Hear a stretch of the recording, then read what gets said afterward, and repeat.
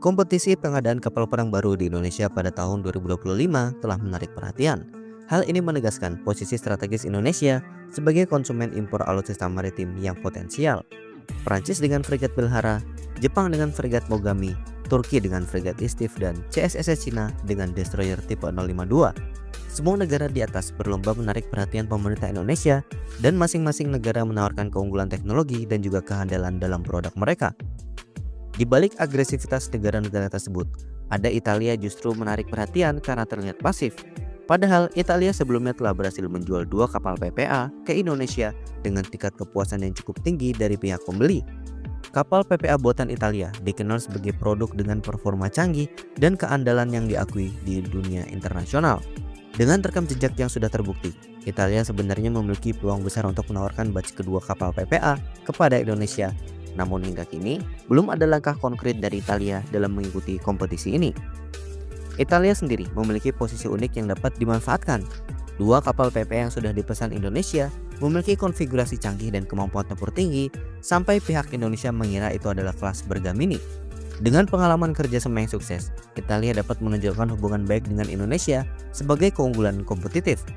Namun sikap pasif mereka menimbulkan pertanyaan, terutama di tengah meningkatnya kebutuhan Indonesia akan armada kapal perang modern untuk mempertahankan kedaulatan maritim di kawasan.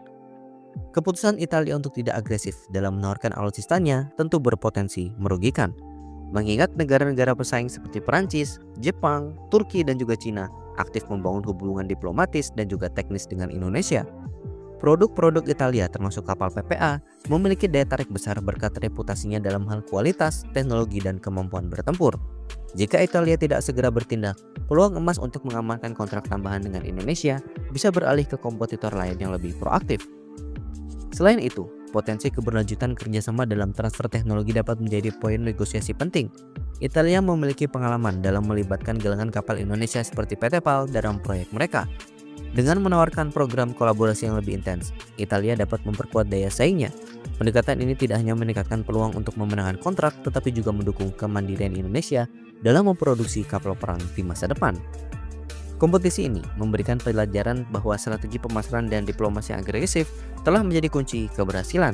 Italia tentu perlu mempertimbangkan untuk mengubah pendekatannya agar tidak kehilangan kesempatan di pasar strategi seperti Indonesia.